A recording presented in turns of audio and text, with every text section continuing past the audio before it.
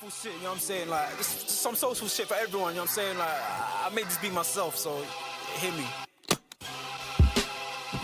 Woo! I mean, like, we can put all that clown shit away. There's some real shit for you. I'm spazzing right now, so listen, let's go. Yeah. It's in their bones, the thugs in harmony for the love of the money. Then fall victim for the cookie, then turn pussy, it's lonely. You said you hold it down when life get rough, we're here now, so show me.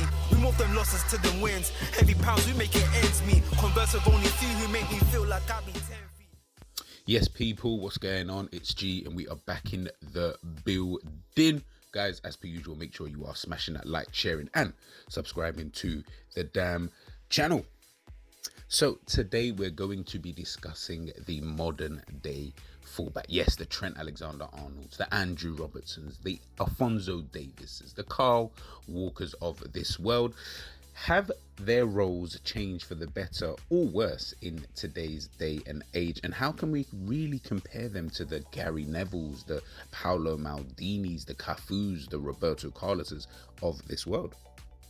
Now, of course, when we do look at the fullbacks of today, you know, there's so many different systems, there's so many different, tactical elements that have been implemented in today's game that, of course, every position is now a lot more different than it was 10 years ago, 15 years ago, 20 years ago. Of course, football and technology has, moved on from a time where things were probably a lot more simplistic in the way that the game was played. Whereas now, players have got so many different instructions, so many different elements to the game. Players are a lot faster, they're a lot stronger, the pitches are better. There's so many different facets of this. So, of course, when I'm talking about, comparing, it's not necessarily comparing player to player, so to speak, because of course, different players, different eras, different kind of football, and etc. It's more looking at the position in itself in terms of, the actual role, the essence of being a fullback. Has that really changed?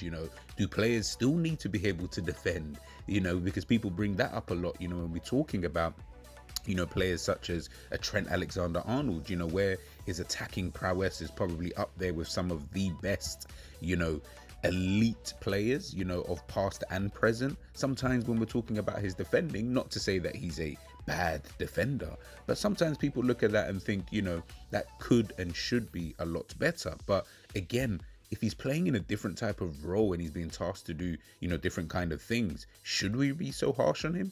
Should we be looking at someone like a Trent and saying, where you've got a unique type of player, you don't necessarily need his defending to be, would we say, quote unquote, as good, as a Roberto Carlos, as an Ashley Cole, as a Gary Neville, who probably were better defenders if you looked at it, on paper. But in terms of going forward and, being actually on the ball, Trent is, almost miles ahead of a lot of these players.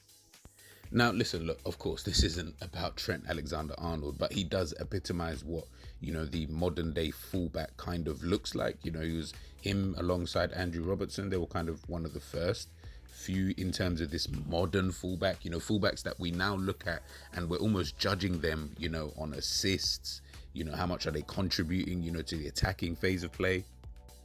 And to be honest, that's just the way that the game is, kind of going. As I mentioned before earlier on in this video, the defenders, midfielders, attackers, heck, managers, they've got so much more to think about, because a lot of these, especially the newer age managers, the Arne Slots, the Ruben Amorims, the Xabi Alonsos, these kind of managers, De Zerbi's, these guys, they're a lot more tactical because everybody's trying to look for that edge. Everybody can kind of see it now that football is a game of fine margins.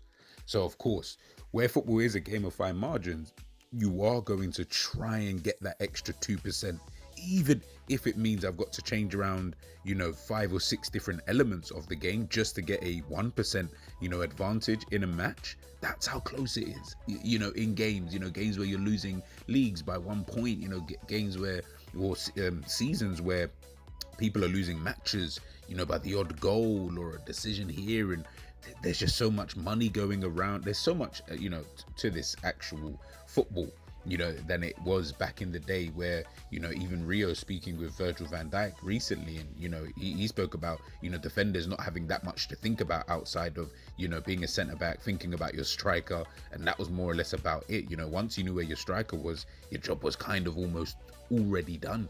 Whereas now you've got to think about so many different things. You've got to think about so many different elements, actually of the game. Now, obviously, in today's game, it's all about, the inverted fullback, someone who comes infield, usually to join up, to potentially play in a double pivot position. So we do see players like Trent Alexander-Arnold, players like Gvardiol, Akanji, Ake, players of this kind of ilk, who have come into the midfield to kind of play a bit more. Now, usually it's because of their on-ball abilities. It's because of the fact that, they've got a good passing range, or they're comfortable in possession, they can dribble, all of these kind of things. But still, the team will still have its shape. At the back, usually they then form a 2 or a 3, at the back. So we've kind of moved away from, the traditional sense of a fullback, in terms of what they do, in terms of their role. The team usually keeps its shape of 4 at the back. Back in the day, it fits the Gary Neville days. And I know I keep using him, but he is what I would epitomize as the, poster boy for traditional right backs. And that's not a bad thing, by the way.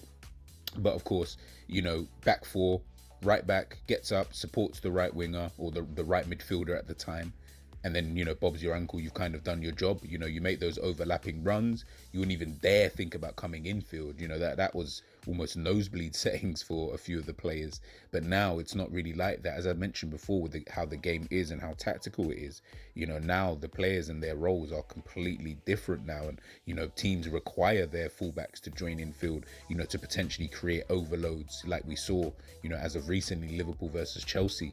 We saw that, Malo Gusto, forming into that kind of midfield position to kind of create an overload for Liverpool, kind of create a bit of a problem. And, there on in, it's those are the kind of little things and little differences that we see. Of course, as I mentioned, the game's moved on.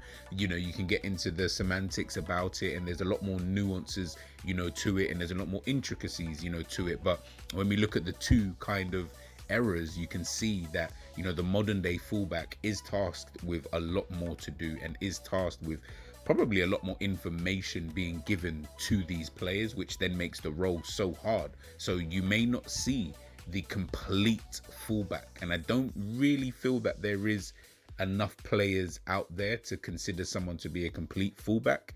I mean, you have got the likes of maybe someone like a Reece James, someone who's really good going forward, can play, obviously has played in midfield before, really good at defending in these 1v1 situations. It's not really DeMarco, over at Inter Milan. He's a very good and capable fullback, can get forward and is good again in these 1v1 situations. People talk about Theo Hernandez. Again, he's all right, I would say, at both these things. There's not many, if I'm being totally honest with you. I mean, you're just not going to get that anymore, just because of the nature, I would say, of the game. And how things are kind of played out now. You're not going to get that complete kind of player. If anyone can find that, I think they'll be onto something. But I think you kind of need to pick one. It's going to be, you're going to be really good at defending, and then have all right attributes going forward, can potentially play further forward, or you're going to be really good going forward and the team might lose something with you, defensively, but they're able to,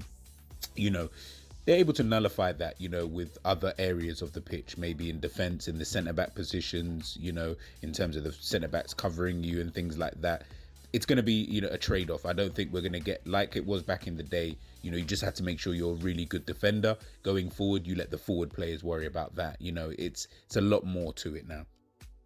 But guys, let me know what you think about the modern day fullback. Should managers just revert back to the traditional fullbacks who used to just get up, help out their midfielder, help out their winger, do the overlap, get the ball into the box with a few crosses every now and again, not worry about their assist record every single season, and then leave it there? Or do you guys prefer the modern way of playing? Let me know what you guys think in the chat, and guess what? I will catch you guys on the other one.